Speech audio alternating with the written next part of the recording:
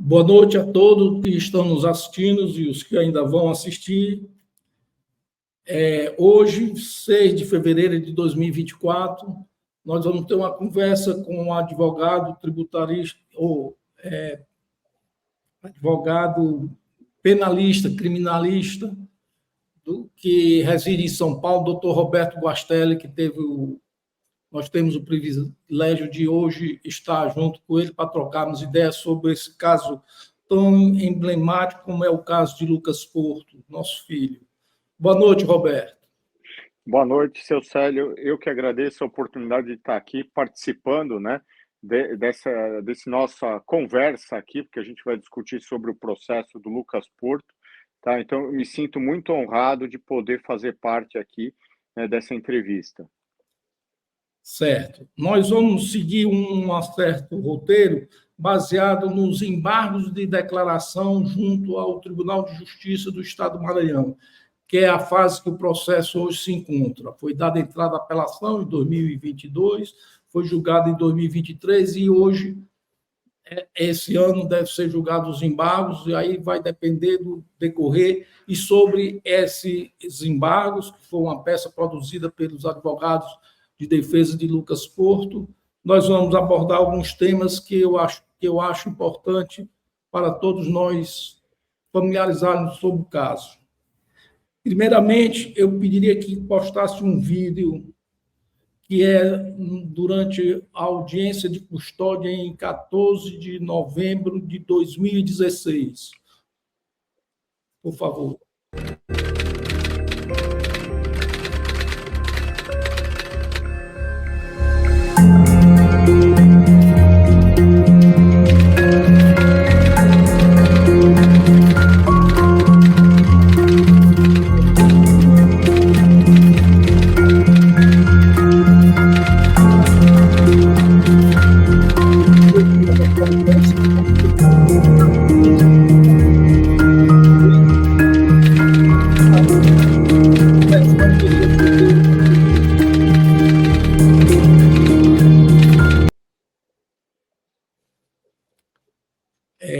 Em seguida, agora eu quero que coloque os exames, aliás, a decisão da juíza. Eu vou tentar ler aqui. Dentre as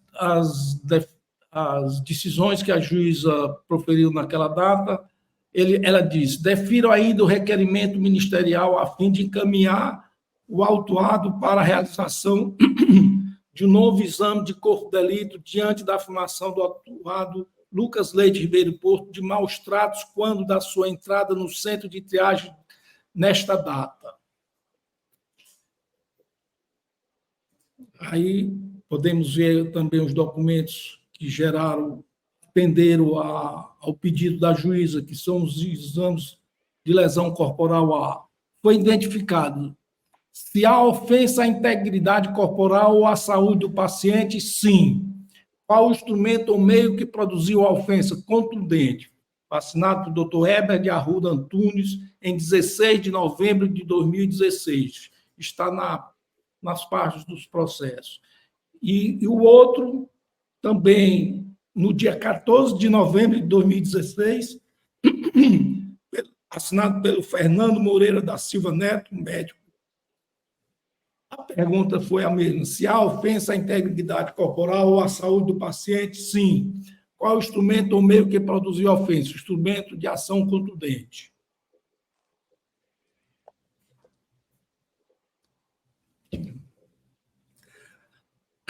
Esses dois exames de corpo de delito, doutor Roberto,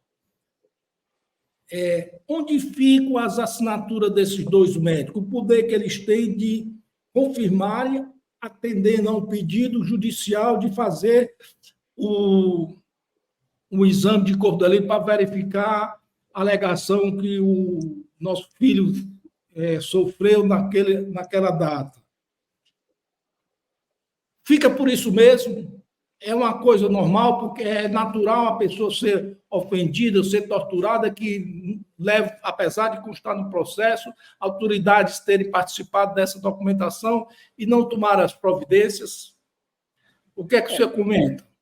Infelizmente, seu Célio, Temos 2 laudos assinados por 2 médicos legistas, né, do Instituto de Criminalística do Estado do Maranhão, que afirmam, né, e categoricamente que Lucas Porto sofreu lesões, né, com instrumentos contundentes. Ou seja, o que ele alegou na audiência de custódia para a autoridade judiciária, né, para a juíza lá que estava presidindo aquela audiência inicial do processo, né, para verificar a legalidade da prisão dele, né, que era a prisão em flagrante, né, constatou-se realmente que houve, né, essas agressões contra a integridade, o corpo, né, do Lucas Porto. E nós percebemos que nada foi feito, não foi instaurado nenhum incidente para apurar a responsabilidade, né, de quem assim o fez contra o corpo dele, contra, né, o corpo que eu digo, né? E mesmo porque também isso não foi levado em consideração no decorrer do processo. Porque o que nós notamos aí, tá, isso é fato, né? Que Lucas Porto prestou um interrogatório, foi preso em flagrante, né? E o que nós podemos perceber da narrativa, né? E dessas lesões sofridas é de que ele foi, né? Feito uma confissão, né? Do que ele não fez, né, foi obtida uma confissão, né, com abuso de autoridade, né, que à época consta, né, e isso eu entendo também que está equivocado, né, a presença de 3 advogados naquele primeiro depoimento perante a autoridade policial, né, que, segundo informações obtidas, né, esses advogados não acompanharam essa confissão, essa suposta confissão, né, sob, vou pôr assim, né, tortura, né, do Lucas Porto. Então já nasce o inquérito policial, né, uma investigação eivada de uma nulidade absoluta, né, que eu acho que o tribunal já deveria ter reconhecido na primeira fase, né, do sistema processual, que é os crimes dolosos contra a vida, né, e depois mesmo, até mesmo em sede, né, do plenário do Tribunal do Júri. E agora, mais do que nunca, né, o Tribunal de Justiça do Maranhão em sede do recurso de apelação dele, né? Por quê? Se foi feita uma sessão de tortura para tentar extrair, né, do suposto, né, agressor, do suposto homicida, né, Lucas Porto, né, com todas essas provas, né, a audiência de custódia ele mostrando para a juíza que estava presidindo, e depois ela encaminha, pede, né, determina que ele seja encaminhado para novo exame de corpo de delito, e 2 peritos, né, 2 médicos legistas apontam que houve integridade física corporal de Lucas, né, e com objeto lá bem descrito, né, contundente, né, então estava eivado desde aí, né, desde o nascituro desse inquérito policial para apurar a morte da suposta vítima, né, já estava eivado de nulidade absoluta. Eu entendo, né, que isso daí é um caso gravíssimo e deveria ser apurado pelo Ministério Público, né? Eu sei que já prescreveu, mas o abuso de autoridade não prescreveu. Então, o Ministério Público Estadual deveria, né, oficiar, né, para que seja, né, apurado esse crime de abuso de autoridade, aí, de lesão corporal contra. Você, como você bem disse, os 2 médicos legistas do Estado atendendo a um pedido, a uma solicitação do Estado, que foi o promotor do Ministério Público, e a juíza do Estado atendeu e fizeram vista grossa com relação a isso. Mas não ficou só por isso aí, não. No ano seguinte, por ocasião de uma semana antes de uma audiência que ele ia prestar, ele teve seus cabelos raspados, que eu pediria para botar o vídeo a respeito para a gente comentar logo em seguida. No Maranhão, o local não parece o mais apropriado para o corte de cabelo.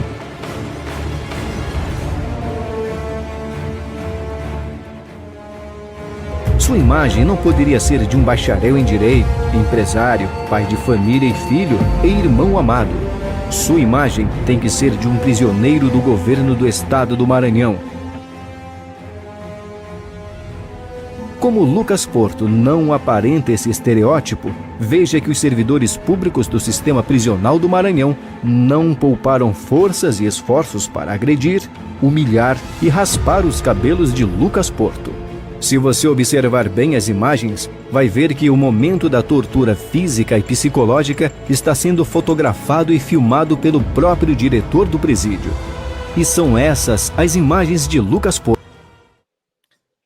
Você viu aí, né, Roberto, como é brutal a tortura feita pelo Estado na frente das câmaras do Estado de uma penitenciária de segurança máxima do Estado.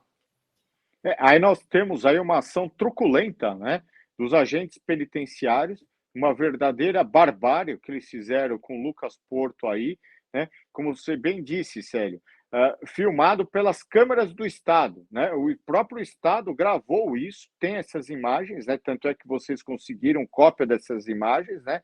E o pior ainda, né? O diretor do presídio, né, fazendo uma filmagem dessa sessão de tortura de barbaridade, né? Então, repito, mais uma vez, o Ministério Público Estadual do Estado do Maranhão teria que tomar as devidas providências para apurar, né, o crime de tortura praticado, né, mais uma vez, contra Lucas Porto.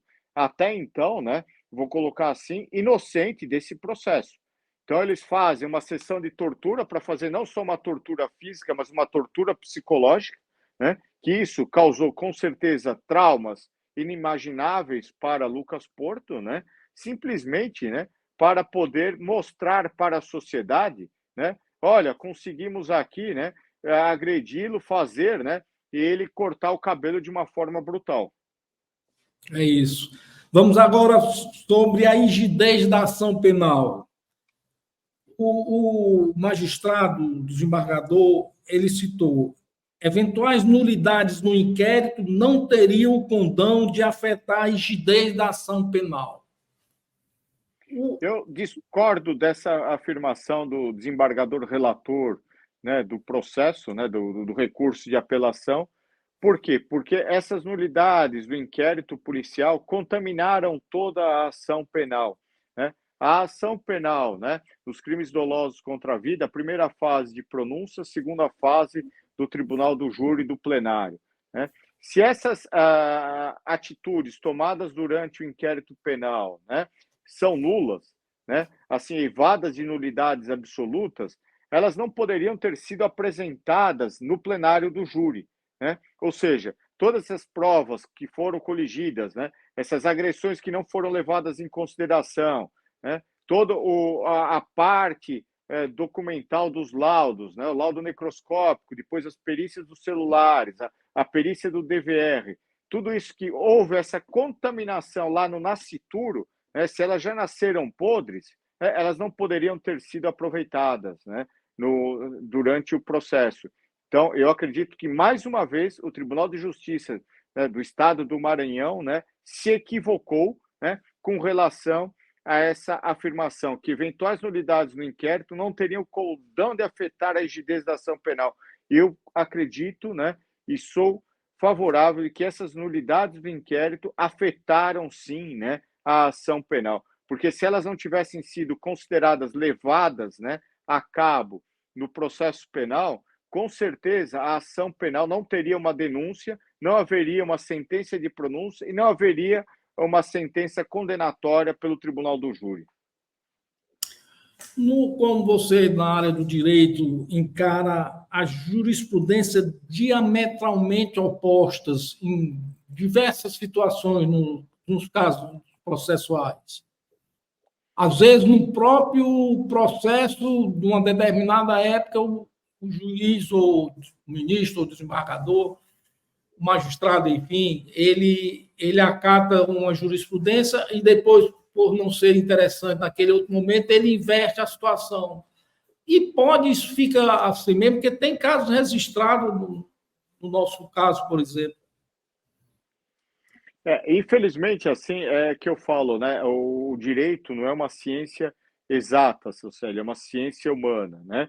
E pende, né, a decisão na mão de um juiz, de um magistrado, seja em primeiro grau ou em segundo grau, um desembargador, né? Aquilo que mais lhe convém, né? Então, a oportunidade de ele utilizar uma jurisprudência favorável naquela tese que ele está defendendo, né, e contra uma jurisprudência atual.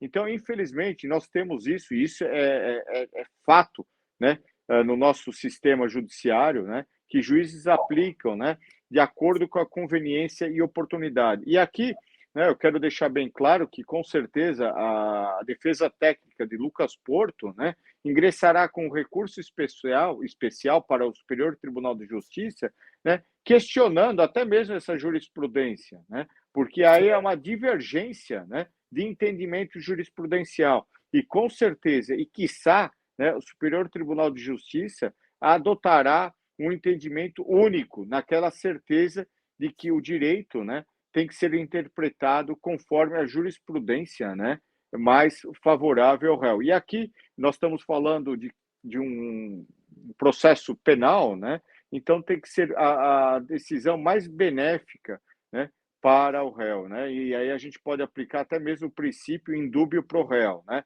na dúvida absolve-se o réu. Então, leva-se em consideração também, né, essa interpretação mais favorável ao réu.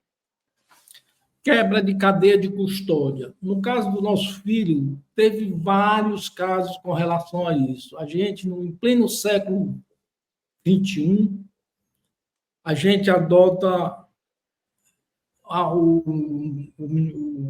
a justiça, de um modo geral, da resposta que eu fico lendo como leigo do direito, assim, abismado, que eu entendo o raciocínio.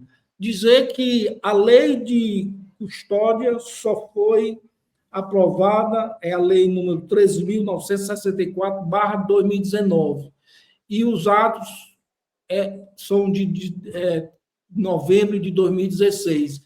Aí eu lhe pergunto, antes não existia cadeia de custódia, não juntava nada, não pegava prova de testemunha, material, caneta, exame, digitais. Desde que eu sou pequeno, eu assistia filme e a polícia pegando impressão digitais. Para mim, isso é uma cadeia de custódia. Mas no nosso filho jogaram os HD de DVR, não quebraram, inclusive, quebrou-se ou quebraram, ninguém sabe.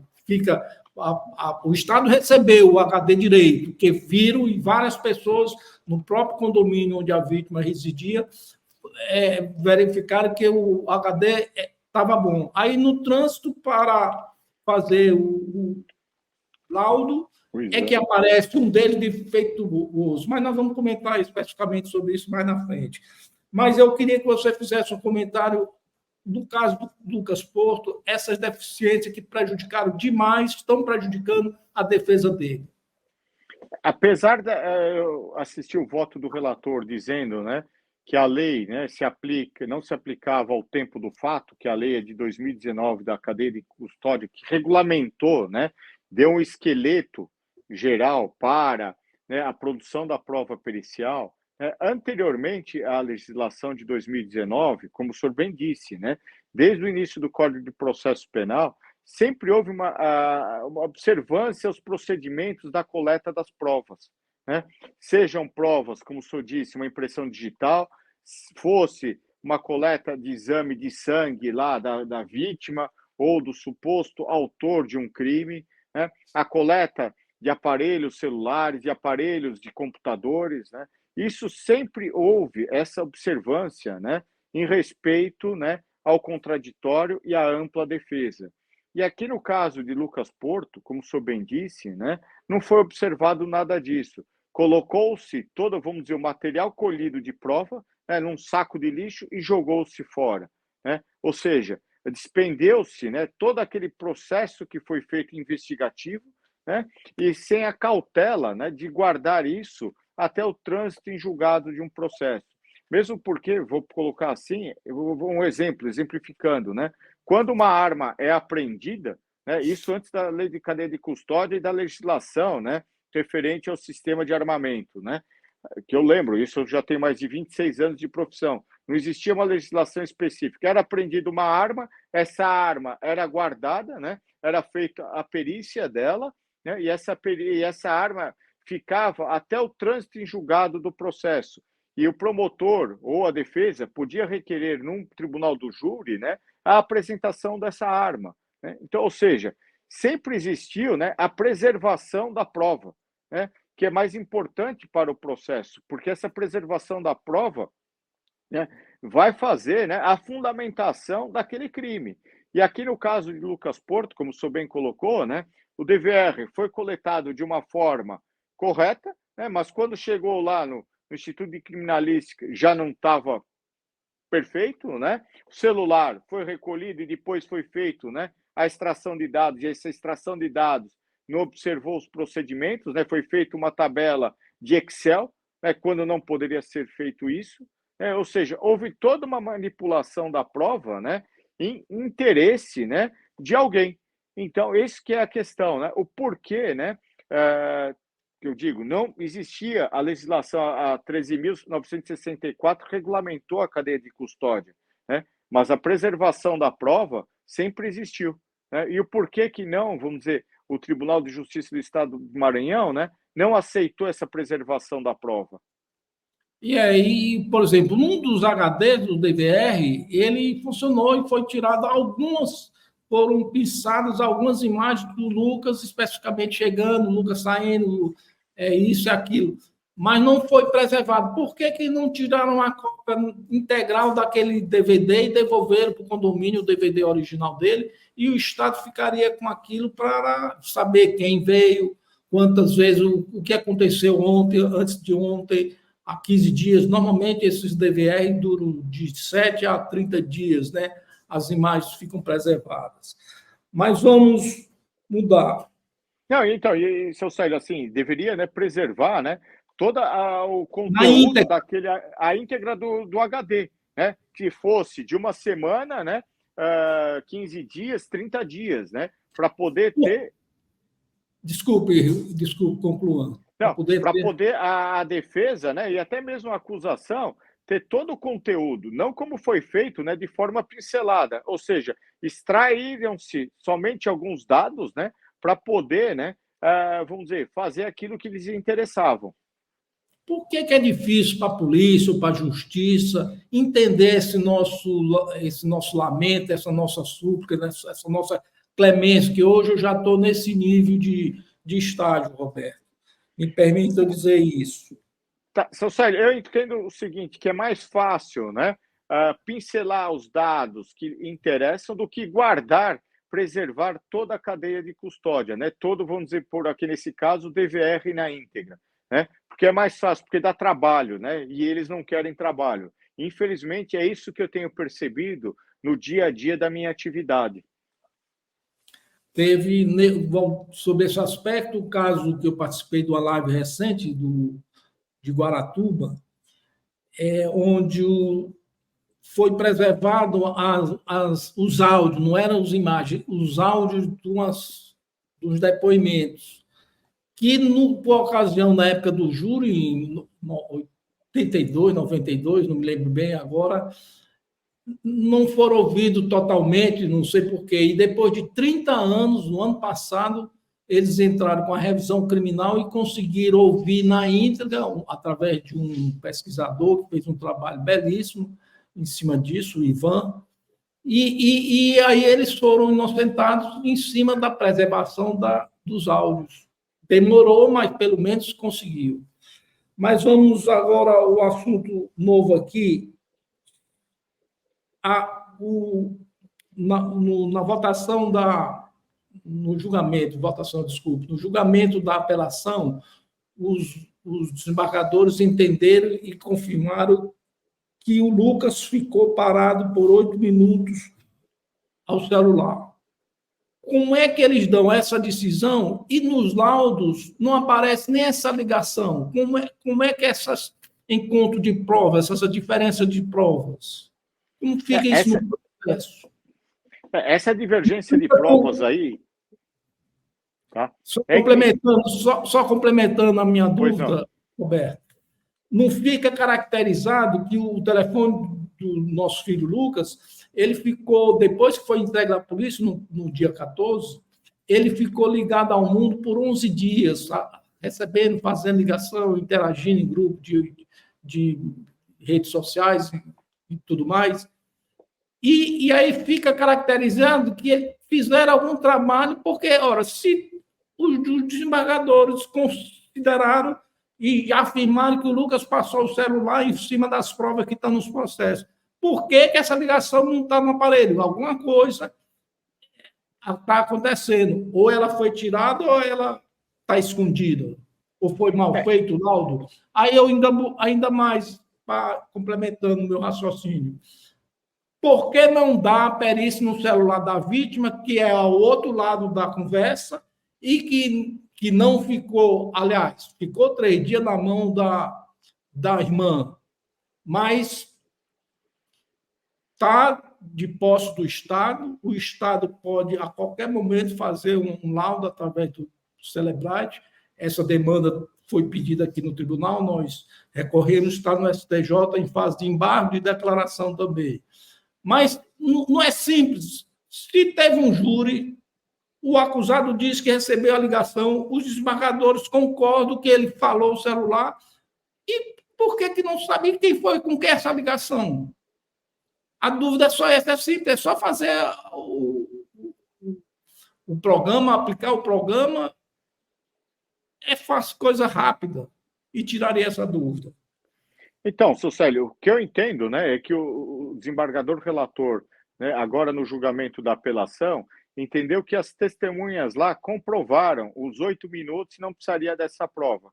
Mas como o senhor bem disse, né, a prova técnica do celular do Lucas Porto, né, não apresenta essa ligação de 8 minutos. Por que ela não apresenta? Por que foi apresentado, né, um relatório em Excel, quando, na verdade, não deveria ser em Excel, já que se extraíram os dados do celular do Lucas Porto, né, poderia muito bem estar todas as ligações lá, e falta uma ligação. Então, essa ligação, será que é dos 8 minutos, né, que comprovaria que ele recebeu essa ligação da vítima? Né? Nós vamos falar sobre ela mais adiante. Então, estou só colocando. E aí o que acontece, né? Essa divergência de provas, é uma prova testemunhal, né? E a prova técnica, né? Como fica esse conflito, né? A prova testemunhal, pelo que eu ouvi, né, e li, 3 testemunhas comprovam realmente que Lucas Porto estava no telefone falando, né? 8 minutos lá. E por que não apareceu também? E aí eu vou colocar, né? A imagem dele. Porque pincelaram essa imagem de 8 minutos dele, né? Falando ao celular. Cortaram essa imagem e não levaram aos autos, né? Por questões que ninguém sabe responder, essas imagens estavam justamente no HD que foi inutilizado, se inutilizou. Não, então, mas será que realmente foi inutilizado ou existia esse HD, né, seu Célio? Aí por isso que eu falo, né? Será que houve a preservação dessa prova, né, no destino lá? Por que só um HD funcionou e o outro não funcionou, né? Por quê? Porque viram que realmente essa imagem, tá, de 8 minutos, né, ou ele falando ao celular, e aí foi suprimida pelas testemunhas. E por que no celular dele não apareceu essa ligação de 8 minutos, né? Então, é uma ausência de uma prova técnica para complementar a prova testemunhal. Mas, que eu falo, repito aqui mais uma vez, essa prova testemunhal podia ter muito bem sido ponderada e levada em consideração pelo desembargador relator, né, para anular. Porque houve aí sim, né, uma quebra de cadeia de custódia, mesmo que não existisse a legislação falando, né, em cadeia de custódia, mas houve uma contaminação na prova pericial. É isso. Mas vamos agora falar sobre as fotos tiradas da vítima. Coloração, lesões, direção, retenticidades. O exame é omisso e sem as fotografias. E por completar, os peritos foram dispensados por você, não sei se está a par desse detalhe, desse processo do caso do Lucas Porto, e um dos júris que foi marcado foi adiado por ineficiência das provas. O advogado teve que se retirar de plenário e, em função disso, o juiz entendeu que não ia ter mais, os peritos foram para aquele dia do júri. E no próximo júri remarcou o júri e dispensou os peritos. Mas esqueceu que ele fez equivocadamente, porque no tribunal, através do mandado de segurança, os desembargadores entenderam que o advogado agiu corretamente. Ele não podia fazer a defesa do réu sem uma prova que era bastante importante. Uma não, várias provas. Não era só uma. Várias provas. Então, eu lhe pergunto, onde é que a gente vai chegar? Na justiça, em dúbio pro réu. O réu tem plenitude de defesa. As coisas são simples de ser feitas. E por que não tem alguém com uma vara de condão e manda fazer? Por que é tão difícil nesse caso do Lucas Porto? Seu Célio, aí, como o senhor bem disse, né, o princípio da ampla defesa, o princípio do indúbio pro réu, e aqui, infelizmente, nós percebemos, né, que a Justiça do Estado do Maranhão não aplicou corretamente a nossa legislação penal ao caso concreto e ao respeito aos princípios, né, informativos do processo penal. Como o senhor bem disse, por que não fizeram, né, não apresentaram os 8 minutos de gravação? Por que esconderiam isso daqui? Por que não fizeram a perícia, né, no celular da vítima, aliás, desculpa, né? Por quê? Era tão simples, né? Iria demonstrar, não precisaríamos ficar anos aí debatendo, né? Teses disso, teses daquilo, seria tão simples, que comprovaria realmente a ligação. É simples, o programa Celebrate está aí disponibilizado pelas autoridades policiais, né? Para fazerem as devidas perícias, né? Nos celulares, objetos de crime. Né? E aí resolveria toda essa questão, né? Esse enfrentamento que vocês vêm há anos, né, enfrentando aqui, esses debates jurídicos, né, nos tribunais, né, e até mesmo no plenário do júri. Porque se tivesse o juiz-presidente no tribunal do júri acolhido, né, a alegação de fazer a perícia no celular da vítima, né, colocaria um ponto final nisso daqui. Né, Qual era o prejuízo no momento se ele tivesse deferido para o caso, para o processo? Se o júri estava correndo, não ia sofrer descontinuidade, ele continuaria a atuação do júri e os peritos, com os peritos do Estado, fariam a perícia e atenderia a essa ânsia, essa dúvida que paira, e a gente não vai ficar calado enquanto não conseguir essa prova, que é fundamental para a defesa do nosso filho.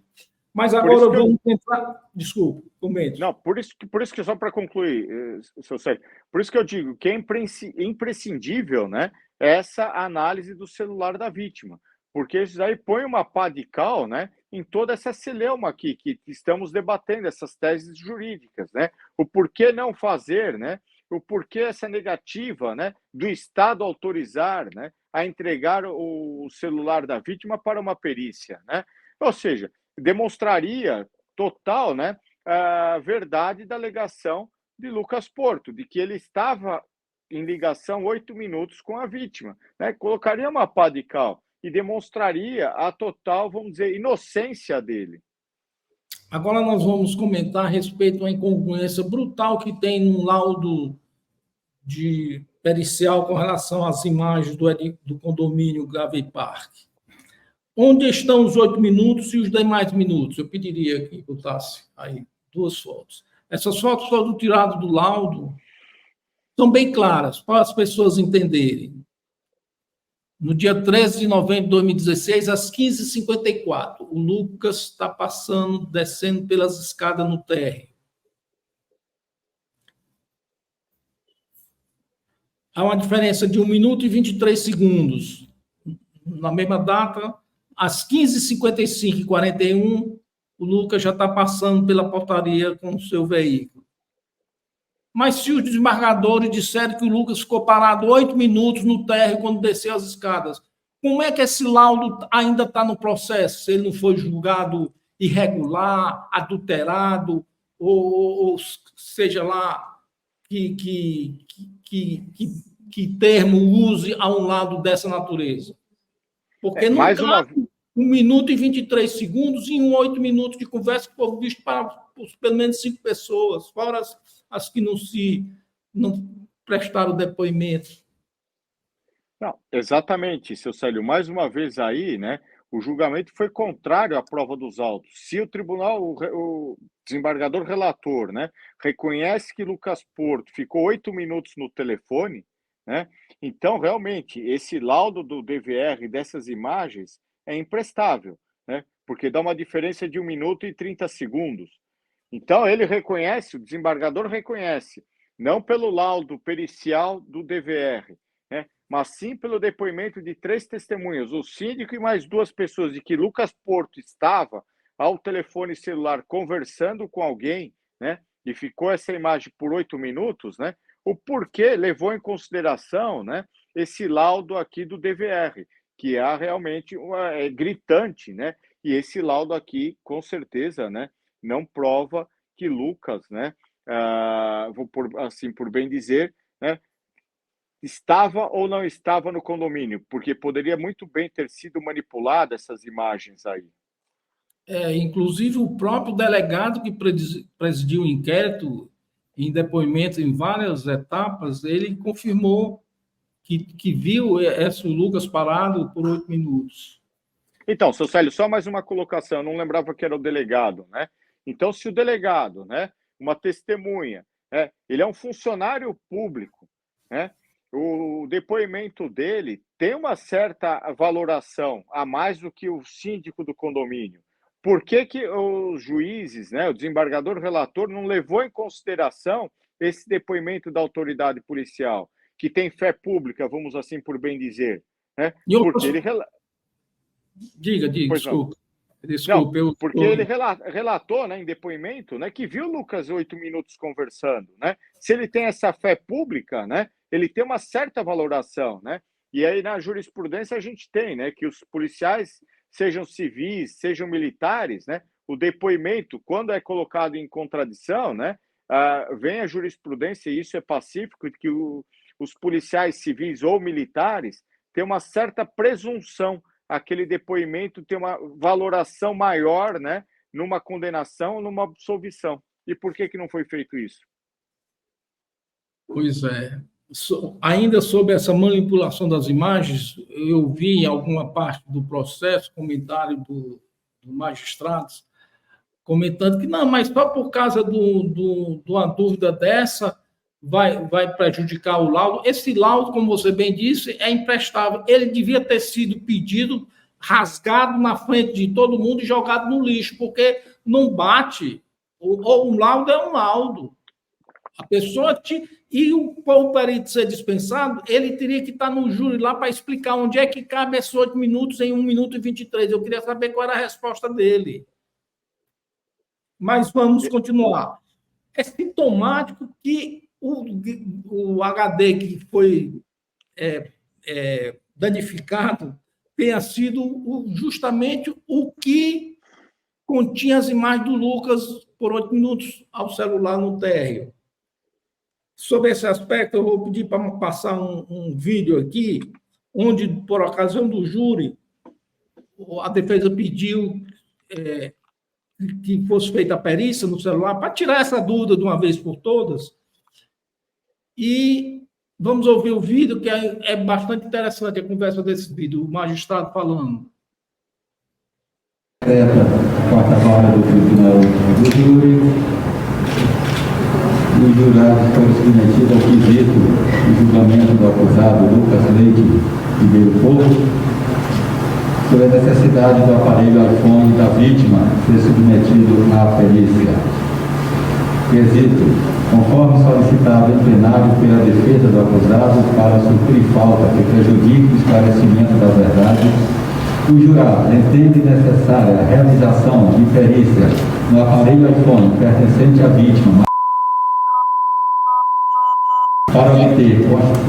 para constatar ligações e mensagens que teriam sido eventualmente deletadas no período de 8 a 17 de novembro de 2016, submetido ao conselho de sentença por maioria de votos. Pronto, era aí que eu queria chegar. No final, está bem claro, por maioria de votos. Quer dizer, pelo menos um jurado queria que fosse feita essa perícia concomitantemente ao júri. esse jurado, eu lhe pergunto, ele não tem o poder de exigir para que ele possa dar um real, o mais justo julgamento possível, o que ele bem entender em prol do esclarecimento dos fatos? Sim, o que ele pode, né, os jurados, né, podem requisitar ao juiz, ao promotor do caso, né, todas as provas necessárias para elucidar, né, aquela questão que está sendo posta em julgamento ali no dia, né? E foi que, vamos dizer, a defesa levantou essa tese de que precisaria ser feito, né, a perícia no celular da vítima, que era imprescindível, né? E aí foi submetido aos jurados, e os jurados lá, né, como o senhor bem disse, maioria, porque são 7, então 4 lá negaram, poderia ser não só um jurado, mas 3, né? Vamos pôr assim, 4-3, que quando fecha no 4 é por maioria, né? Então sempre nas votações na sala secreta é por maioria, chegou a 4 votos, seja positivo ou negativo, né? Encerra-se a votação, né? Mas aí, no caso, tratando-se de uma prova imprescindível para o julgamento, né, eu acredito que o juiz-presidente do Tribunal do Júri poderia ter cancelado a sessão e determinado, né, que fosse feita, né, a realização dessa prova. Mas aí eu pergunto assim, o porquê negaram, né, o direito a essa prova ao celebrante do celular da vítima, né? Mais uma vez, né, o DVR, que estava supostamente quebrado, que tinha a imagem dos 8 minutos, né? E a ausência do celular, que isso tudo confirmaria, né, o álibi, né, de Lucas Porto. A alegação de Lucas Porto de que realmente ela estava viva, né, e ligou, né? A vítima teria ligado para Lucas Porto, né? A troca de mensagens lá no dia. Por que isso daí? Por que não foram feitas, né, essas duas provas imprescindíveis, né? Se, por exemplo, quebrou-se lá o DVR, mas há 3 testemunhas que dizem que Lucas Porto ficou ao telefone por 8 minutos. Então, já que o DVR está contaminado, né, está quebrado, então vamos fazer, né, a prova no aparelho celular da vítima. E aí vai acabar com dirimir qualquer dúvida, né, com relação ao álibi apontado, né, pela defesa. Mas, pelo contrário, negaram esse direito de defesa, a amplitude, né, da defesa no plenário do júri, porque é uma prova técnica, e eu entendo como sendo uma prova técnica que seria imprescindível, né, para a continuidade, né, do julgamento pelo tribunal do júri, né? Então, eu acredito que, mais uma vez, né, equivocou-se o Tribunal de Justiça, né, falando que não seria uma prova imprescindível. Pelo contrário, tratando-se de uma alegação de Lucas Porto, que era um álibi dele, que estava negando a prática de qualquer crime, de que ele não teria nada a ver, ele não cometeu aquele delito, né? Então seria imprescindível, e aí, vamos dizer, mais uma vez, houve a violação, né, ao direito da ampla defesa. Volto a dizer, a vontade do jurado é soberana. Para mim, isso é bem claro na lei. Mas não foi o caso que aconteceu com o nosso filho. Mas ainda dentro dessa questão, o juiz tinha que fundamentar essa decisão dele. Por ele ter dito por maioria de votos, isso é fundamentar uma decisão, ou ele não tinha que justificar que motivos, que prejuízo o nosso filho deixou de ter, ou teria, em não fazer na prova? Não foi uma falha aí, ou ele só simplesmente dizer por maioria de votos os jurados entenderam. Se um jurado queria que fosse feito, pelo menos um, a prova tinha que ser realizada. E para fundamentar uma decisão por maioria, porque a maioria é no conselho de sentença, mas uma pergunta, uma indagação que era sobre uma prova, o clareamento ou não de uma prova fidagal do processo. Eu entendo o seguinte, que não precisaria nem ter o juiz-presidente levado para o conselho, do conselho, né, os jurados, né, a aprovação ou não dessa prova. Ele poderia muito bem, né, ter deferido ou indeferido e fundamentado as razões, né, as motivações, né? Ele preferiu jogar para os 7 jurados, né, e aí dizendo que a maioria não aceitou essa prova, né, e deixou de fundamentar. Por quê? Porque os 7 jurados, 4 não aceitaram, então ficou mais fácil para ele. Mas como se tratava de uma questão prejudicial ao julgamento, né, ao mérito, ao processo, lá uma prova, né, que era imprescindível, né, para a defesa, para elucidar o caso, como se fosse uma prova fidagal, né, ela deveria ter sido fundamentada, né, pelo juiz-presidente e não pelo jogado essa responsabilidade para os jurados. Agora, voltando à dispensa dos peritos, eu vou fazer um retrospecto bem rápido. O primeiro júri foi marcado para fevereiro de 2022, né? Eu tenho que chamar o historiador para me assessorar nesses dados. 2021, em 20 de fevereiro. Por incrível que pareça, no dia, 2 dias ou 3 dias antes, não tinha nem lista de jurados. Aí, lógico que o júri não aconteceu. Marcou-se para o maio. No dia 24 de maio de 2021, aí, nesse dia, foi justamente o dia que a defesa se retirou do plenário, porque não tinham sido realizadas as provas que foram deferidas pelo processo no artigo 422. E ele se retirando, foi marcado para o dia 30 de junho. Hoje eu penso, fazendo um retrospecto, que nesse dia a defesa também não devia nem ter entrado, porque além de não ter mantido a não existência das realizações das provas, os peritos nem estavam lá, porque foram dispensados na audiência de maio indevidamente, porque o juiz depois, volta a repetir, o Tribunal de Justiça deu, através de uma reclamação ou de uma correção parcial, entendeu que o mandato de segurança deu, que foi multado em 100 salários mínimos, disse que não competia aquela multa de 100 salários mínimos e que o advogado agiu em defesa do seu, o termo, seu constituinte, né, vamos dizer assim. Mas eu digo o seguinte, se teria como a terceira vez, porque a primeira vez foi culpa do Estado, não tinha lista de jurado, porque a lista que tinha sido elaborada para 2021 foi anulada pelo próprio tribunal, porque estava irregular. Aí depois, em maio, não tinha as provas. Aí o mandato de segurança nos concedeu que o juiz, a defesa agiu correto. Em junho, por não ter os peritos, porque foi uma falha muito grande, mais adiante nós vamos comentar a esse respeito, do prejuízo abissal que o Lucas teve em não ter presente os vários peritos que participaram desse processo que, no meu modo de interpretar, deu um modo de entender, teve, principalmente na falha de inquérito policial, bastante falhas. Agora, eu lhe pergunto,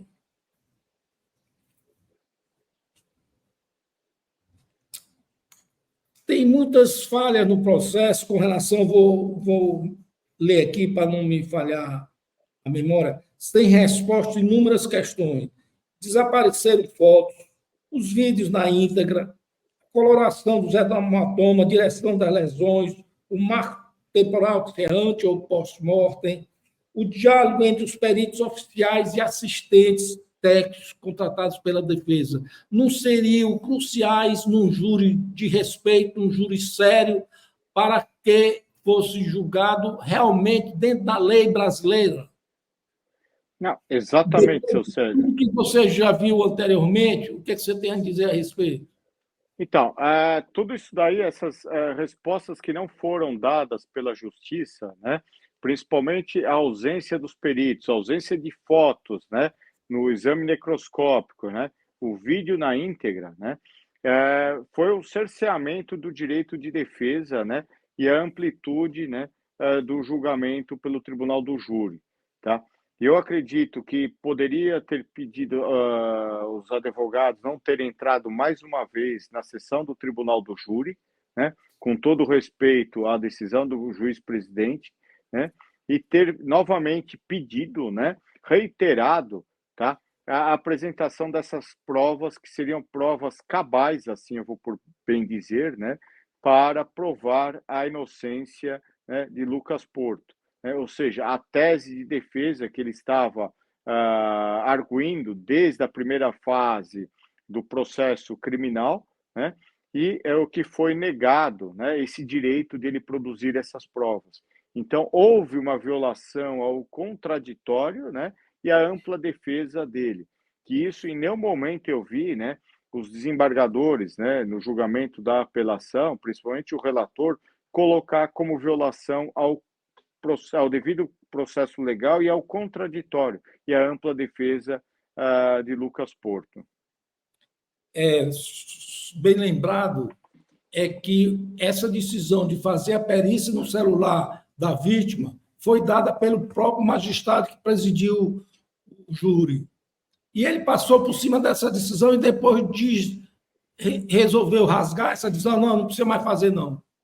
Porque não tinha senha, porque o Estado perdeu a senha, por várias desculpas. Tem várias correspondências, ofício para a Secretaria de Segurança, foram bem uns 3 ou 4, e, enfim, para não ter solução, aí o juiz, não, é muito cômodo a situação dele. Não, eu dei a perícia, mas agora eu não quero mais dar, não. Pode isso acontecer na justiça?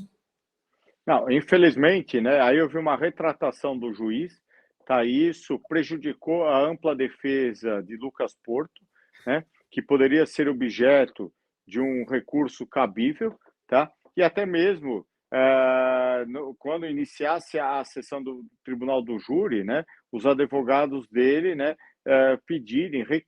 requererem, né, novamente a produção dessa prova, né, que já tinha sido deferida, né, e o magistrado ir contra a sua própria decisão, né, isso mostra o tumulto processual que houve, né, para garantir, né, um julgamento justo e equânime, né, o que não houve. E mais uma vez digo aqui, mais uma vez a violação, né, ao contraditório e à ampla defesa.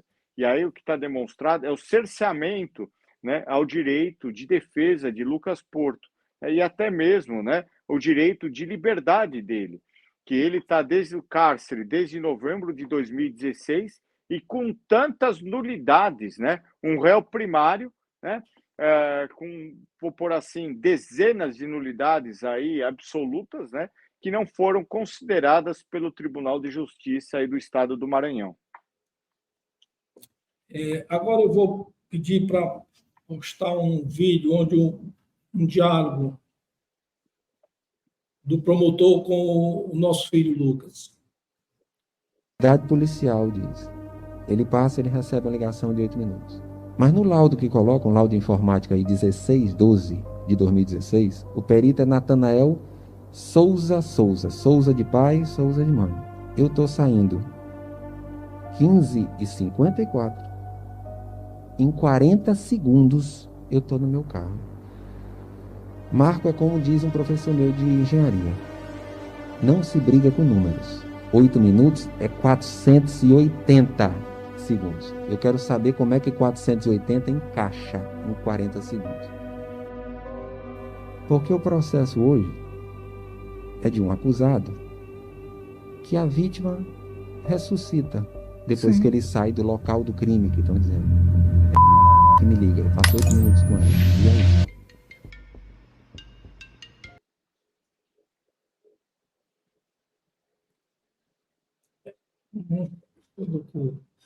Nesse diálogo, se a gente se prolongasse mais um pouco, teve uma falha nossa aqui, eu peço as desculpas desde já, o promotor indaga o Lucas, e o Lucas detalha como foi que essa ligação se portou. Que ele, inclusive, recebe, ele não liga, ele recebe a ligação, que é da vítima e que passa por 8 minutos. Eu lhe pergunto, Ricardo, em cima disso, isso não é um fato relevante, uma informação dada por um acusado no decorrer do júri, um fato novo que justificasse mais ainda a perícia no celular para saber se ele estaria falando a verdade ou não? Eu sei que ele está falando a verdade, mas perante a população, perante o Estado, tem que ser provado. Então, a prova está com o Estado. Não depende de nós. A gente não pode chegar lá no depósito, onde quer que esteja esse celular, e pegar esse celular e fazer, porque isso não vale, era uma aberração do ser humano. Entendeu? Mas eu pergunto, isso não é objeto do magistrado sentar a cabeça no lugar e, rapaz, eu vou reanalisar isso aqui. Realmente tem fundamento o pedido, porque isso tudo aconteceu, está tudo gravado, está tudo nos autos. Então, seu Célio, como o senhor bem disse, né? O juiz já tinha deferido essa prova, né? A realização da perícia no celular da vítima, né? E Lucas Porto, a defesa técnica dele, está pedindo, né? Tão somente a realização para comprovar o álibi dele, para comprovar que realmente ele recebeu essa ligação. Era tão simples, né? Não precisava de senha, nada, porque o sistema Celebrate, né? Ele faz essa quebra, ele entra no celular do aparelho que está sendo objeto de perícia, né? E ele extrai todos os dados técnicos necessários. E aí comprovaria realmente a ligação da vítima para Lucas Porto, seja por WhatsApp ou seja mesmo até por ligação normal, né? E até as trocas de mensagens. Então, seria um dever do Estado, o Estado juiz, né, ter autorizado a produção dessa prova, que seria imprescindível, né, para o deslinde do caso. Porque se Lucas Porto, a defesa técnica, está arguindo que sempre, né, os 8 minutos, ela me ligou, seria a prova cabal, né, a prova técnica que resolveria de uma vez por toda, né, essa celeuma que estava sob, né, vou pôr assim, a espada sob Lucas Porto. E aí sim, com o resultado da perícia do celular da vítima, né, demonstraria que realmente ele estava falando a verdade, e isso seria levado a plenário do Tribunal do Júri, que demonstraria para os jurados, senhores jurados, né, Lucas Porto é inocente, ele desceu lá, realmente, a imagem mostra às 15h54, ele descendo, né, e aí demonstra que ele ficou 8 minutos, né, falando com a vítima, ou seja, a vítima estava bem, né, a vítima pode ter morrido por uma outra consequência, né, um outro ato. O que está registrado nos autos é que a senha que, em princípio, no final de 2016 ou começo de 2017, foi feito um levantamento muito incipiente no celular dos dois, da vítima e do acusado, e consta lá esse levantamento. Por ocasião do 422, foi pedida a perícia, aí foi atrás, não, mas agora tem uma senha, que antes não tinha essa senha. Aí foi pedir ao perito que fez esse levantamento inicial, aí ele disse que no momento não tinha senha, o Estado ficou por isso mesmo. O Estado não tem versão, na época, não tinha pelo menos, que fizesse o Celebrate sem a senha, e por isso o nosso filho está hoje há mais de 7 anos recluso na penitenciária de segurança máxima. Mas Célio, só para complementar aqui, né? Se na época não tinha o Estado do Maranhão, não tinha um Celebrate atualizado, né? Outros estados da federação, né? Como a Polícia Civil de Brasília, a Polícia Civil do Rio de Janeiro, até mesmo a Polícia Federal do Estado do Rio de Janeiro, já tinha os equipamentos necessários, né? Que quebravam as senhas dos celulares, dos aparelhos celulares, e conseguiam extrair todos os dados. Então, não era uma prova... Então, foi pedido pela defesa. Então, não é uma prova impossível, né? Que está pedindo, vamos dizer, para mandar para, vamos pôr assim, a NASA fazer análise do aparelho celular. Porque os equipamentos necessários, né? Nós temos aqui à disposição da Justiça, né? Era só uma questão de boa vontade, né? Do Poder Judiciário, de analisar o requerimento, deferir esse requerimento, que é uma prova técnica, né, que colocaria, vamos pôr assim, acabaria com qualquer dúvida quanto ao álibi, né, a argumentação do Lucas Porto, da defesa dele, de que ele não tinha nada, não tinha feito nada, e isso demonstraria a inocência dele. Pois é, foi pedido pela defesa, por ocasião do 422, sugerido inclusive isso, por procurar a Polícia Federal, a polícia de outros estados, Rio de Janeiro, teve na época, tinha até o caso conhecido do Henri Borel, né? Mas vamos continuar aqui, já estamos chegando ao final, à parte final. Eu queria fazer um comentário sobre os jurados. Dos 7 jurados que compõem o conselho de sentença, no caso do Lucas Porto, 5 eram funcionários públicos, e dos 5, 4 de uma mesma Secretaria de Estado. Posso citar até o nome da secretaria aqui.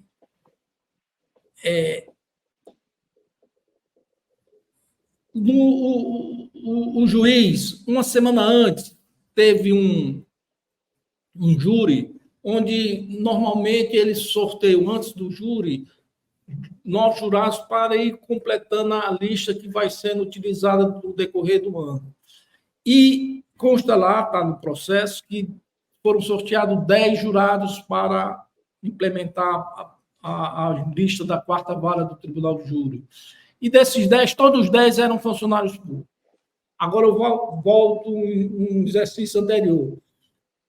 Em 2021, nós entramos com uma correção parcial e depois uma reclamação, justamente por a lista só ter funcionários públicos. Então, o juiz, o que é que ele fez? Ele fez errada a primeira lista, foi anulada pelo tribunal, ele fez uma pseudo, excluiu alguns jurados e botou outros, atendendo mais ou menos o que os desembargadores pediram, mas os desembargadores foram claros que a lista de jurados tem que ser representativa da sociedade, com vários setores, não só de funcionários públicos, mas de advogados, dentista, profissional de motorista, pedreiro, servente, qualquer cidadão com o seu raciocínio coerente tem condição de participar de um conselho de sentença. Mas por que essa direção só para funcionários públicos? E o desembargador, isso é um dos objetos do desembarque de declaração, porque ele foi omisso no voto dele. É justo que, se o tribunal, quem manda é o tribunal ou é o juiz? Porque aqui está invertendo o valor. O juiz fez do jeito dele que ele tinha feito antes, que o tribunal já tinha errado. E agora, o tribunal não vai consertar ou vai considerar que o juiz agiu corretamente e pode botar só funcionário público? E, pasme, uma semana antes, 2 desses 10 participaram do conselho de sentença. Então, a gente vê como as coisas funcionam, que às vezes eu digo, não, mas por que isso? Por que não faz um processo? Perde mais um tempinho e faz um processo como é. Eu creio que seja nos demais estados, ou em todas as varas do próprio Maranhão, que eu digo. Mas vamos continuando aqui. Volto a repetir isso, às vezes eu não quero passar por repetitivo, mas tem uma coisa que fica atravessada na minha garganta, Roberto, que eu não consigo tirar. É um juiz, na frente do tribunal, na frente do jurado, dizer a opinião própria dele, que aqui não tem inocência. Eu vou botar esse vídeo novamente para todos que puderem assistir, assistam e vejam como foi o tratamento do juiz com relação ao nosso filho no júri. Por favor. Desculpa, presidente. Então, silenciou agora. Então não entendeu tua função aqui de acusado sendo julgado, não. Entendeu? Até agora, deu para compreender no 5º dia. Tem dificuldade de entender? Os advogados não disseram que tu vinha para cá como acusado, ser julgado. Pois não tem inocência aqui. Aí eu lhe pergunto, Roberto? Estou ouvindo. Eu pensei que você tinha tido uma síncope, eu já estava preocupado. Não. Eu lhe pergunto, o que é excesso de linguagem no linguajar jurídico? Que eu entendo, né, que o desembargador quis falar, né, que é o excesso, assim, o rigorismo, né, formal da linguagem usada no meio jurídico. Mas aqui, né, analisando o caso Lucas Porto, né, e essa fala do presidente do Tribunal do Júri, né, aqui não tem inocência, né, houve já um pré-julgamento, né, não houve um excesso de linguagem, não foi uma rigidez, né, jurídica, né. Vamos pôr assim, senhor réu, coloque-se no seu lugar, né? Aqui quem preside sou eu. senhor réu, aqui, né, quem manda sou eu, o senhor somente responde às perguntas, né, que eu estou lhe fazendo ou que o Ministério Público ou sua defesa está fazendo, né? Se contenha no seu lugar. Isso sim seria, vamos dizer, o rigorismo, né, de um juiz-presidente. Mas essa colocação, excesso de linguagem, não tem inocência, desculpa, isso é um equívoco do desembargador relator, né, que não é uma fala enérgica, pelo contrário, demonstra uma falta de imparcialidade do juiz-presidente. O juiz-presidente está lá tão somente para conduzir, né, a sessão do júri, né? Essa sessão ele tem que ser totalmente imparcial, ele não pode nem pender para a acusação, nem pela defesa, né? E isso contaminou, né, no meu ponto de vista, né, a opinião dos 7 jurados que estavam lá para julgar, né, na sala secreta. Por quê? Porque, mais uma vez eu repito aqui, o juiz não pode falar ele é condenado ou inocente. Ele não pode usar essas expressões. Está aqui o senhor réu, né, Lucas Porto, que está respondendo ao processo aqui pelo crime de ter matado a vítima tal, ter cometido o crime de tal, né? Então, estamos aqui para analisar esse caso. Ele não poderia, em nenhum momento, né, tá advertindo o réu como aqui não tem inocência, né?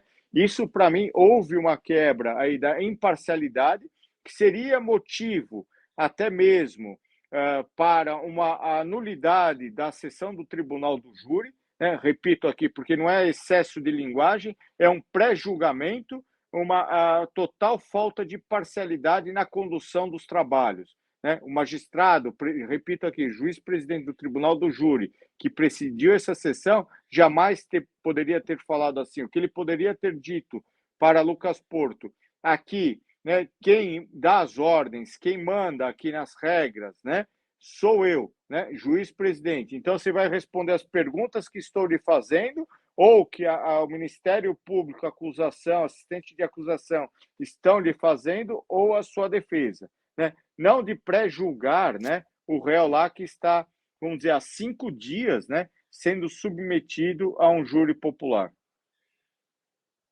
Um outro item que está nos embargos da declaração da apelação é com relação à asfixia por um travesseiro, que eu não sei de onde tirou, o promotor, o delegado sugeriu, o promotor tomou às vezes do delegado e pôs no parecer ministerial dele, e na própria audiência de instrução, por ocasião da pronúncia, ele é como se ele tivesse assistido o filme do Lucas realizando tais atos.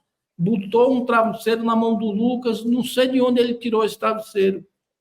Nos 31 volumes desse processo, Lucas sequer fala em travesseiro. Aí,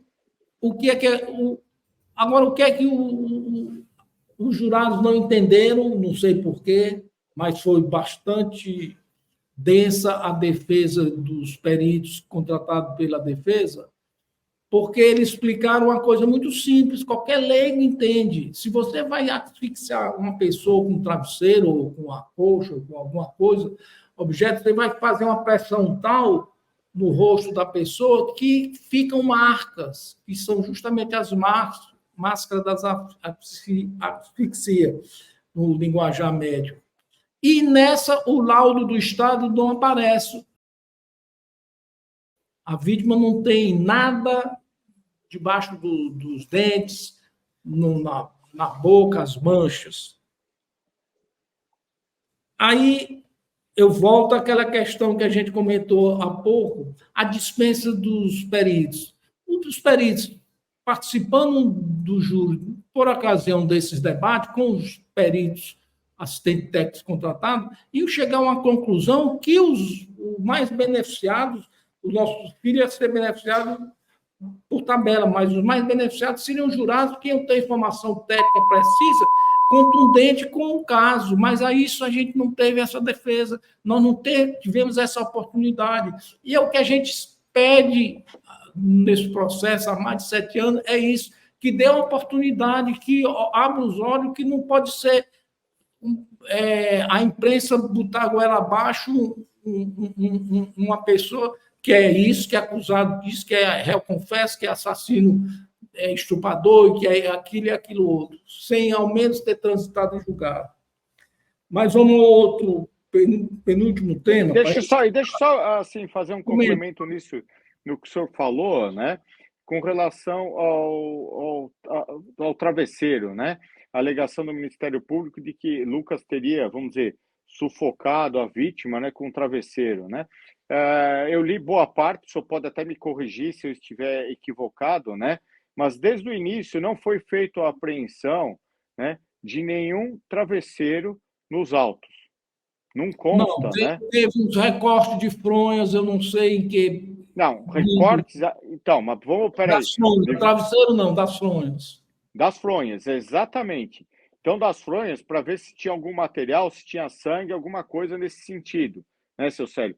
Mas o travesseiro, que seria o objeto, vamos pôr assim, do crime, né, para ele poder executar o crime de homicídio, teria que ter sido apreendido, né? E não poderia o Ministério Público, né, inovar alegando que houve a utilização do travesseiro para matar a vítima, né? E mesmo como o senhor bem disse, o laudo técnico necroscópico, né, não apontou, né, a máscara de sufocação, né, e a lesão na mucosa, né, labial dela, porque seria isso contundente, né, provaria realmente que ela teria sido, vamos pôr, sufocada, né, por um travesseiro, o que não ocorreu. E como o senhor bem disse, faltou, né, esses peritos numa sessão do plenário do júri, não precisariam todos, mas pelo menos um ou dois peritos, né, o que fez o exame necroscópico na vítima, né, para poder esclarecer realmente para os leigos lá, para os jurados, os 7 jurados, né, o que realmente ele viu, já que não tinham as fotos encartadas nos autos, né, porque as fotos desbancariam também, né, essa alegação de que a vítima teria sido sufocada por um travesseiro. Eu vou ser mais preciso, na página 50 dos embargos de declaração que foram protocolados no Tribunal de Justiça, ele recorta um trecho de um dos laudos do exame de quebra de sigilo telefônico, onde eu vou tomar liberdade de ler aqui um parágrafo. Já no terminal usado por Lucas Porto, 8118X, encontramos vários registros no dia dos atos, considerando a partir de 12 horas, de 12 a 14h25, a registro de 11 ligações efetuadas e recebidas. Das 14h25 às 17h01, não há registro de ligações. Das 17h01 até as 19h10, encontramos 16 ligações, das quais 7 eram para a vítima, sendo 5 efetuadas, aí diz os horários, 17h51, 17h56, 18h02, 18h31 e 18h59. E 2 recebidas. Aí diz assim, 18h30. E não diz a outra.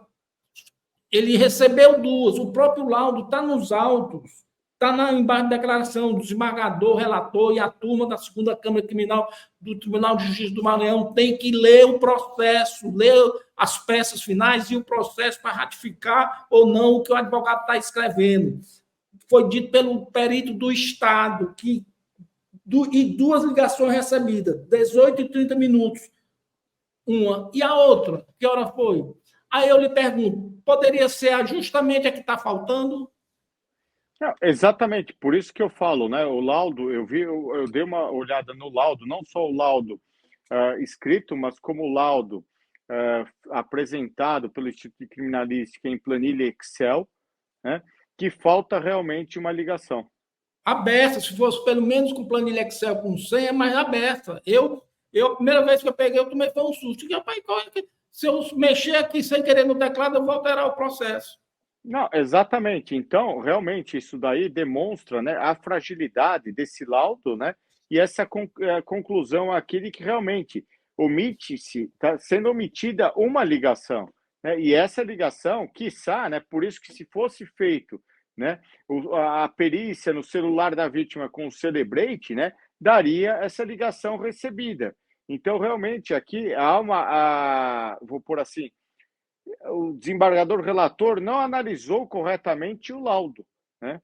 Então, isso há uma omissão muito grande aqui com relação a omissão aqui dessa ligação que Lucas recebeu. A análise do desembargador tem que ser isenta, tem que ser cristalina, Imparcial. tem que ser imparcial e tem que olhar todos os ângulos da situação.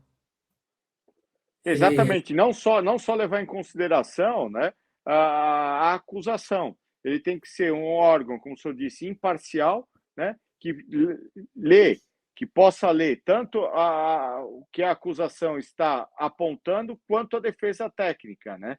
E aqui a gente percebe que não houve isso.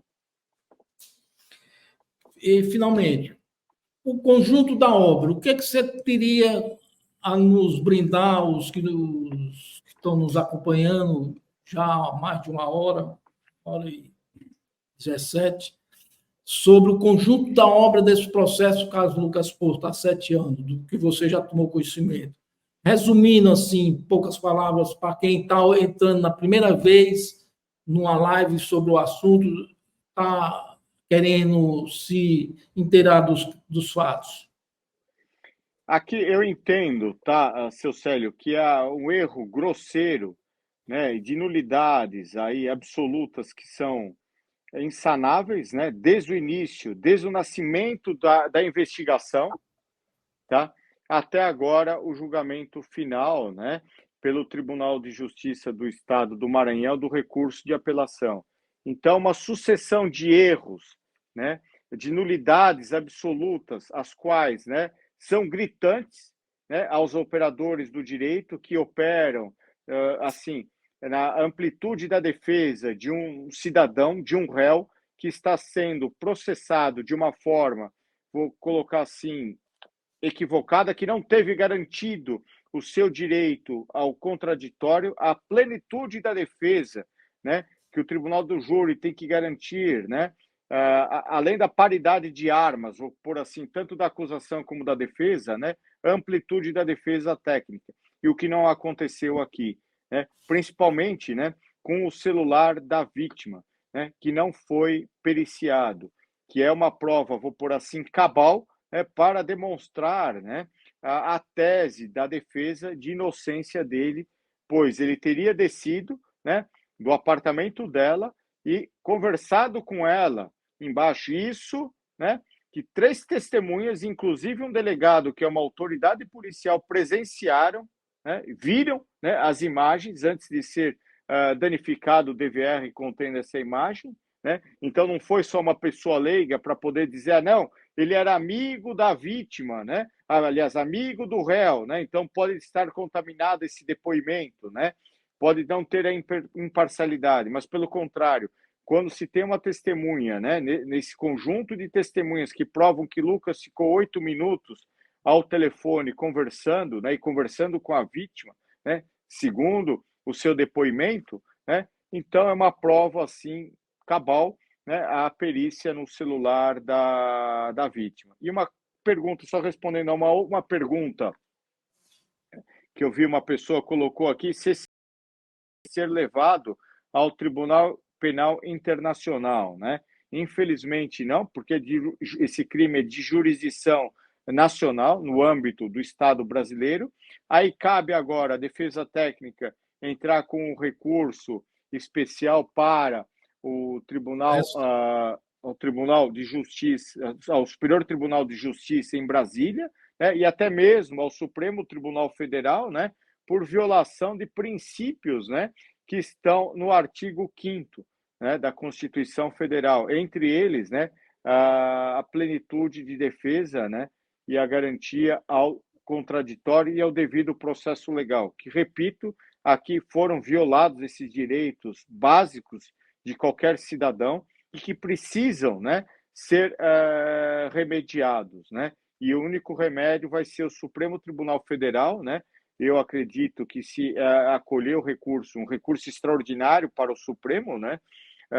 Acolher essa tese, anular o processo desde o início. Como você bem disse, a perícia nesse celular da vítima é um álibi que o Lucas tem que está aí adormecido. e ele precisa acordar. Poderá ser manifestação através do Tribunal de Justiça aqui no Maranhão, como no STJ também se encontra em fase de embargo de declaração. E, finalizando a nossa conversa, eu queria que você comentasse também, porque no meio jurídico aqui do Estado do Maranhão, as pessoas, às vezes, encontrando, me arguem sobre, rapaz, não entendi essa do processo do Lucas, se a tese da defesa é de inocência e o desembargador dele foi a diminuição de pena no Tribunal de Justiça por ter sido utilizado a pseudo-confissão, mesmo se a defesa, em momento algum, no júri, ou na defesa oral, ou na defesa escrita da apelação, ela manifestou dessa natureza, os desembargadores podem, de fonte própria, deliberarem sobre isso e reduzir, entre aspas, contra gosto do acusado, essa diminuição de pena? Qual é a real intenção, não digo intenção, que fica a palavra muito pesada, qual o real valor que os desembargadores deram em diminuir a pena do acusado? Era porque a pena estava extrapolando demais e uma maneira de diminuir era essa? Ou dentro da lei tem amparo para o que decidiram os desembargadores? A sua opinião é importante, porque é uma pessoa de fora e é uma pessoa que bastante conceito aqui no Brasil todo, e os nossos assistentes que estão nos ouvindo, com certeza vão agradecer. Aí eu entendo o seguinte, seu Célio, que o desembargador relator, né, no julgamento, tanto do recurso de apelação da defesa, né, quanto do assistente de acusação, né, ele, vou por assim, extrapolou os limites, né, do que foi pedido. Que isso daí, se eu não me recordo, só pode me corrigir, tá? Porque já faz tempo e eu li, né? Nos recursos não há esse pedido de redução da pena. Nenhum. Tá? Então, pelo contrário, seria contra a nossa linha de raciocínio. Primeiro que a inocência, os pais nós estamos com nossos filhos semanalmente. E nesses 7 anos, a gente sabe que o filho que a gente tem, o filho que a gente criou, e não passa pela nossa cabeça, nem não passou pela dele, nem passou quem tem bom senso, analisando todo esse processo, que existe um engendramento de uma situação para gerar uma situação de fato. Isso não existe. O que nós temos dificuldade, reconheço, é para sermos ouvidos. Temos a justiça, as peças estão andando, são demandas diversas em várias instâncias, eu repito, mas o que a gente pede é que as pessoas de bem, internacional, hoje o mundo tem que ser melhor, o mundo tem que ser mais saudável, mais puro, mais sem esse tipo de coisa pequena, vamos chamar assim. Isso, para mim, é coisa pequena. Não ser tratado os iguais de maneiras iguais e os desiguais de maneiras desiguais. 2 pesos e 2 medidas, né? E complementando aqui, né, o que eu coloco, né, que houve um julgamento aí, vamos usar o termo técnico, extra petita, né, além daquilo de que foi pedido, né, para a Lucas Porto, né? E aí o que acontece? Essa caracterização, né, essa tipificação do desembargador relator reduzindo a pena, né, de 39 para 34 anos, né, acusando, né, utilizando o argumento de que ele teria confessado, né, isso também não procede, porque em nenhum momento, né, em nenhum depoimento que eu lembro, desde do interrogatório lá atrás, né, na fase do inquérito policial, depois na fase de instrução, né, do processo criminal e no tribunal do júri, em nenhum momento, pode me corrigir, seu Célio, ele confessou a prática de qualquer delito. Nenhum. Mesmo sendo torturado, como nós mostramos aos nossos nem mesmo sob mesmo tortura. Sendo torturado, ele passou uma madrugada do dia 15 para o dia 16 cerca de 10 horas da noite às 5 da manhã. Então, E aí, só colheram só colheram 2 páginas e meia. Se você vai ler as páginas, excetuando o cabeçalho, que foi redigido, sei lá, a 5ª ou 8ª vez, sei lá se Lucas leu, não sei. Ele queria sair dali porque ele estava 2 dias sem se alimentar e sem, às vezes, até beber água. Ele pedia água, não, agora tu não vai beber, não. Então, e aí somente caberia, né, vamos dizer, essa correção da pena, né, essa diminuição da pena, se realmente o desembargador tivesse constatado, né, vamos dizer, nos depoimentos, em todas as fases, né, seja na fase do inquérito, seja na primeira fase, né, do processo do tribunal do júri, seja durante o julgamento do tribunal do júri, ele ter confessado os crimes, né, que foram imputados 2 crimes contra ele, mas em nenhum momento houve essa confissão por parte dele, né? Então, aqui que eu repito, né?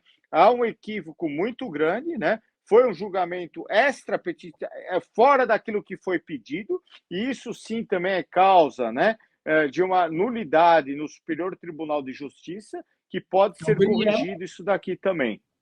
Certo.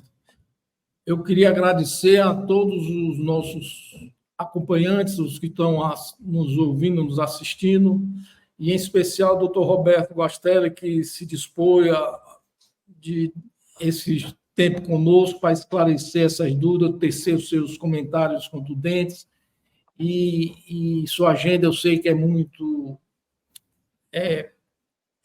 fechada, mas está aqui a minha gratidão em você ter participado dessa conversa hoje.